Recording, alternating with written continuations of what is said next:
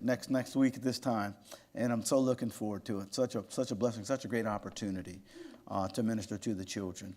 It's a lot of work, but it's worth it, and so worth it.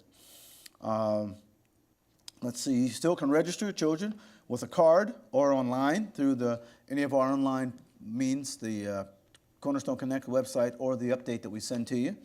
And this Sunday we will have set up for VBS after the 11 o'clock service. And so we got to set up puppet stage and VBS store and some canopies and all that. So if you ever can stay and help us with that, that would be much appreciated. And then we'll send you on your way.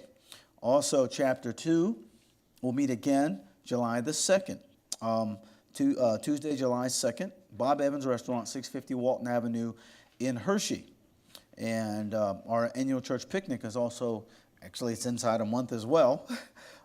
That'll be Hoffer Park, Middletown, Sunday, July 7th, following 11 o'clock service. Sign up now for food and to serve. And also, just again, a reminder, I know probably some of you have already done this, but if anyone would like to send a Get Well card to Judy Johnson, address cards are available in the vestibule for that. Trip to Sight and Sound Theaters to see the live performance of Daniel will be Thursday, August 8th at 3 p.m. Due to the church picnic, the deadline to pay by cash or check is Sunday, June 30. If you're paying by credit card, payment is still due on Sunday, July 7th. So you have a little bit more of a window for that. Also, I just want to share with you a few missionary updates. And I got several because, we're not be able to get to them on a regular basis. So the Bowman family, Eric Bowman, and I guess his wife, I didn't know her, but he and I were in Bible college together several decades ago. And he's spent about 25 or 28 years in Kenya. Now he's the director for the whole continent of Africa. So anyway, the Bowman family, Africa Field Director. This is dated May 2024. Dear praying friends, thank you for praying for me as I traveled to Equatorial Guinea. This is one of the smallest countries on the African continent, located between Cameroon and Gabon on the western coastline, and is unique in that it is the only country in Africa that speaks Spanish. I didn't know there were any, so I learned that new when I read the story. Anyway, sadly, there's very little gospel influence in this little-known country. The Lord indeed blessed me and gave me a rewarding trip. As I mentioned in our last letter, I came with a new missionary from Honduras, Central America, who had been won to Christ and trained by a missionary there. He wanted to use his knowledge of Spanish in Africa.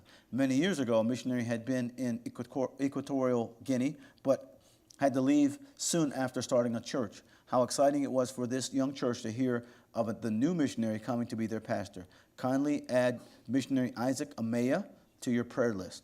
Elsewhere in our former ministries in Kenya, torrential rains have caused much damage to the infrastructure as well as to some churches and pastors' homes. However, the rains have supplied enough water for baptisms. 225 decisions for Christ have been made with 87 baptisms. To God be the glory. And so that's from Eric Bowman, Eric and Lori Bowman, and Until All Nations Here. Then another one of our newer missionaries, this is Brother Matthew Frank. He's serving the prisons and the schools of New England, prisons and public schools of New England. He says, Dear Cornerstone Baptist Church, inasmuch as you've done it unto one of the least of these, my brethren, you've done it unto me. That's from Matthew 25. And one of the specific things there was I was in prison and you came to me. So that's one of the things that Jesus mentions in that section. Anyway, May was particularly demanding with the activity exceeding year-to-date trends. Yet during my prison visits, I'm continually reminded of an important principle. Society often overlooks those facing incarceration, but their inherent worth remains unchanged. As a reminder, the Gospels tell us that the last recorded one that Jesus saved before dying on the cross for your sin and mine occurred with a condemned criminal. This unwavering love serves as a constant inspiration in our work. Yeah, I believe it does. Okay, as far as family is concerned, in a previous communication, I mentioned our family's increased travel frequency. To better accommodate these trips, we purchased a new van in April 2024, as my vehicle isn't ideal for family travel. Unfortunately, May 14, 2024, while returning home in the evening, my wife and children were involved in a collision where their vehicle was struck broadside. Thankfully, Everyone sustained only minor injuries, with my wife, Hannah, experiencing some lingering neck and shoulder discomfort. The insurance company deemed the van a total loss. We are currently navigating the claims process with the at-fault party's insurance, but there is a possibility that our policy limitations may prevent a total compensation for our loss. We would appreciate your continued support as we navigate acquiring a new vehicle. That's for family, what's going on with the family. As far as ministry is concerned, May was a whirlwind of activity as we kicked off National Corrections Week, preparations on May 1st. We were incredibly blessed by the support of our home church, Granite State Baptist Church, who provided a dedicated team of volunteers through the week. I had the opportunity to smoke 810 pounds of pork over the course of 4 days. That's a lot of pork. Several volunteers helped shred the cooked product to be used the following week. We introduced 150 exciting gift bags as raffle prizes for officers aimed at fostering personal connections beyond facility visits.